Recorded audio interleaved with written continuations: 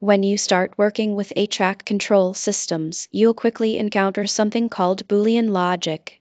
It's the foundation of how these systems make decisions. Essentially, Boolean logic is a system of true or false statements, and it's used to determine when equipment should activate. Think of it as a series of conditions. If this asterisk and asterisk that are true, then do something. Understanding this parallel logic is key to troubleshooting and designing effective control sequences.